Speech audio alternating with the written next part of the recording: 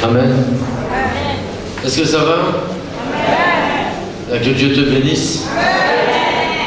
Bon, ce soir, je vais te donner envie de venir à la campagne. Amen. Et les délivrances, les prières pour les malades, on les fera là-bas. Amen. Mais ce soir, je vais semer quelque chose dans ta vie. Amen. Alors, bon, vous me connaissez, Pavlovski Elim, mon épouse. Amen. Amen.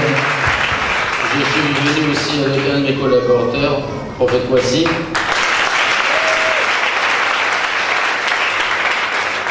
Alors, ma femme et moi, cela fait bientôt 24 ans que nous sommes mariés.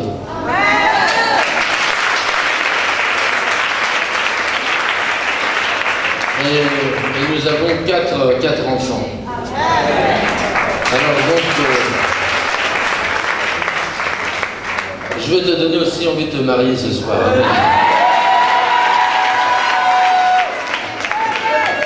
Amen. Quand les gens nous voient, ils voient donc toujours deux amoureux. Amen. Bien. Mon message est basé sur le témoignage de notre mariage. Alors j'ai connu ma femme, c'était en pleine campagne d'évangélisation à Brazzaville en 1991. Amen.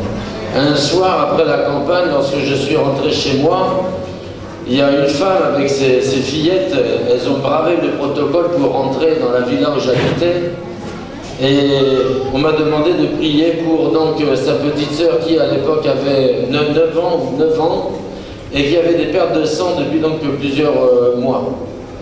Et après avoir prié pour elle, je crois même pas, hein, j'ai dit bon ça y est, elle est guérie, va, que votre foi donc, amen, allez partir avec votre foi. Et le lendemain, elles sont encore revenues pour dire donc merci parce que Dieu donc l'avait guérie. Et c'est là qu'ils m'ont demandé rapidement de prier pour leur jeune fille qui devait se présenter comme Miss Congo. Ah, j'ai dit, écoutez, moi je ne peux pas prier pour cela. Je ne peux pas exposer votre fille. Mais si vous voulez que je peux prier pour elle afin qu'elle puisse réussir sa vie, qu'elle soit heureuse, qu'elle ait un bon mari, etc. Lorsqu'elles se sont donc concertées, ils m'ont dit pas de problème, priez pour cela. Alors j'ai imposé les mains à la jeune fille, j'ai dit Seigneur, bénis-la, donne-lui un bon mari, etc. Elle est partie. Et 2 jours après, c'est moi qui la demande en mariage.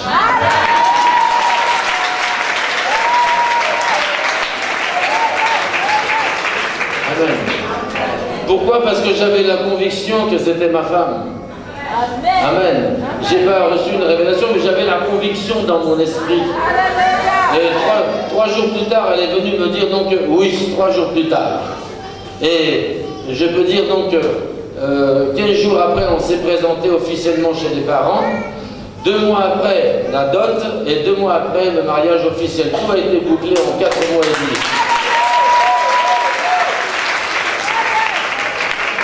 Amen. Bon, le mariage a eu lieu. Mais il y a un moment donné, la famille avait donc repéré qu'à l'époque, je n'avais pas d'argent. Et ça les dérangeait. Parce qu'ils ont mis donc leur espoir sur la jeune fille afin qu'elle puisse séduire les grands pour amener de l'argent à la maison. Bon, le mariage a eu lieu. Ils ne nous ont pas vraiment combattus, je peux dire, physiquement, mais sournoisement. Enfin bref, tout s'est bien passé apparemment le jour du mariage. Mais lorsque j'étais à la mairie et que je mettais donc l'alliance au doigt de mon épouse, elle a tellement tremblé fort que l'alliance est tombée par terre. J'ai vu en cela un mauvais présage. Je comprenais que l'Esprit de Dieu voulait donc me montrer quelque chose. Mais je ne savais pas quoi. Puis bon, on s'est mariés. Le reste de la journée s'est très bien passé. Mais les problèmes de mon mariage ont commencé le soir même. Le soir, lorsqu'on est rentré chez nous, On était des jeunes gens. À l'époque, moi, j'avais donc 32 ans. Et ma femme avait 20 ans, 21 ans. Après avoir prié et remercié le Seigneur, eh bien, on s'est couché. À ma grande surprise, j'ai été frappé d'impuissance sexuelle totale.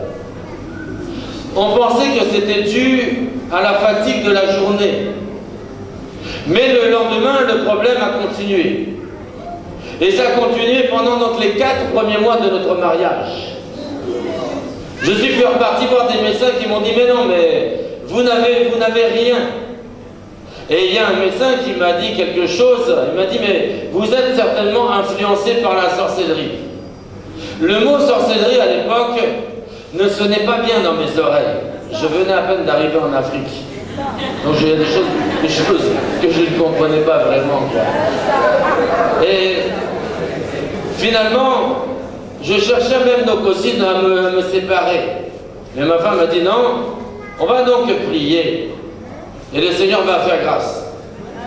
Et 4 mois et demi après, sans cause, sans raison, ma force, ma virilité est revenue.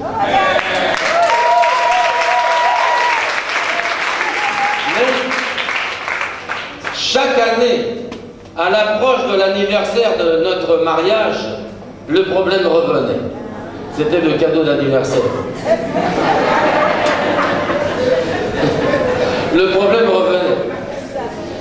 Et le problème pouvait donc durer pendant une période indéterminée.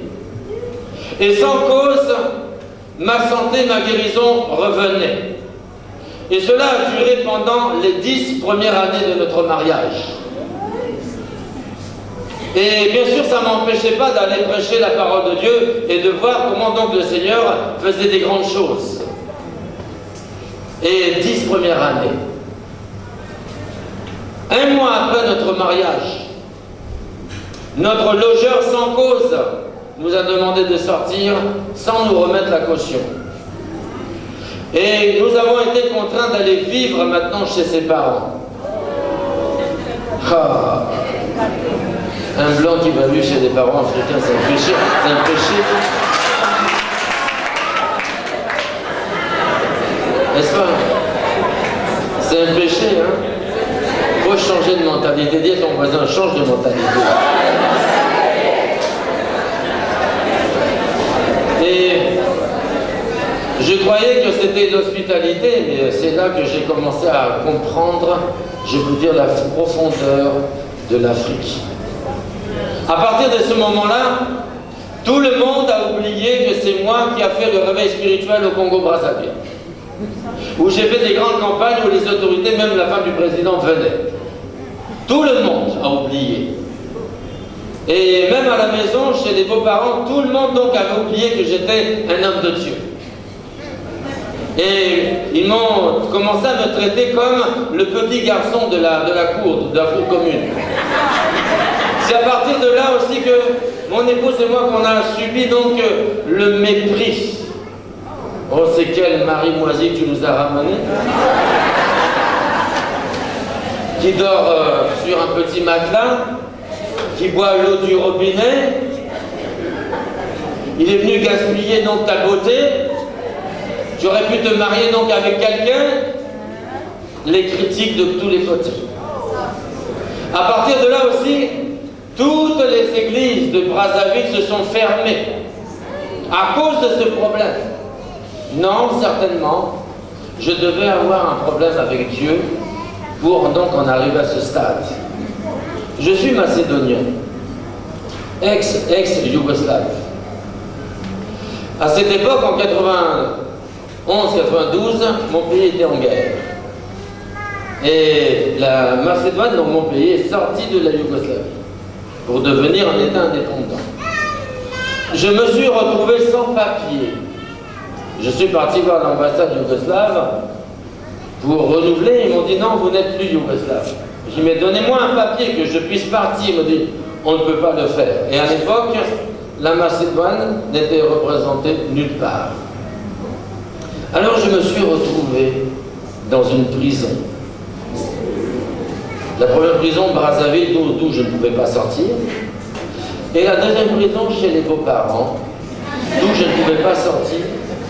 Et je vivais, je peux dire, grâce à mes beaux-parents. Mais il faut voir aussi maintenant avec quelle critique. C'était une situation difficile. Amen. Mais voyez-vous, le mariage, c'est pas d'aller sur l'internet et chercher un vieux blanc.